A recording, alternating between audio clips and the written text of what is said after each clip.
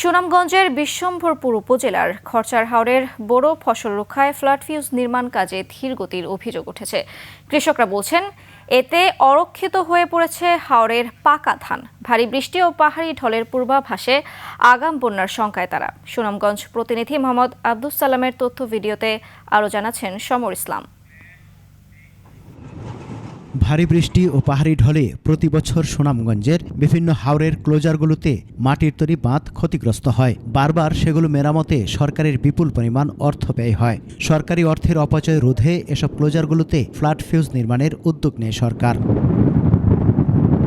2024 সালে প্রায় 27 কোটি টাকা ব্যয়ে খরচার হাওর ও রূপসা নদীর তীরে 2 কিলোমিটার জুড়ে ফ্লাড ফিউজ নির্মাণ কাজের দায়িত্ব পায় ঠিকাদারি প্রতিষ্ঠান আতাউর রহমান খান এবং অসীম সিনহা। 2025 সালে শেষ হওয়ার কথা থাকলেও নির্ধারিত সময়ে শেষ না হওয়ায় 2026 সালের 30 মে পর্যন্ত মেয়াদ বাড়ানো হয়। এখনও প্রায় 20% কাজ বাকি থাকায় হুমকির মুখে চলতি বুড়ো ফসল। জাঙ্গালেও টেনশনে আছি, যে বাংলায়ও টেনশনে আছি। গতবারও দেখছি গর্ত পর্যাপ্ত পরিমাণ মাটি না থাকার কারণে গর্তটাকে ভেঙে গেছিল। ঠিক মতো কাম না করতে পারে টাইম মতো, তাহলে তো আবার ধ্বংসই। তবে কাজ বাকি নেই বলে দাবি করেন ঠিকাদারি প্রতিষ্ঠানের প্রতিনিধি দুলাল মিয়া। অথচ পানি উন্নয়ন বোর্ড বলছে পানিতে ডুবে থাকায় কিছু কাজ বাকি আছে।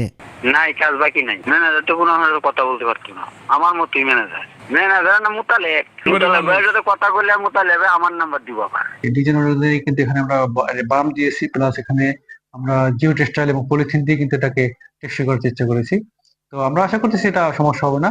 তারপর আমরা এটা ঠিকাদার মনিটরিং রাখছি এবং ঠিকাদারকে বলবো যেন তারা এটা ক্লোজলি মনিটরিং করে, যদি কোথাও মাটি প্রয়োজন হয় বা কোনো রেজিস্ট্রেশনিং প্রয়োজন হয় সেটা তারা করে দেবে। ফসল রক্ষায় নির্মিত প্রকল্প যেন কৃষকের ফসল হানির কারণ না হয়, সেজন্য সংশ্লিষ্ট কর্তৃপক্ষের কার্যকর পদক্ষেপ চান হাওরপাড়ের কৃষকরা।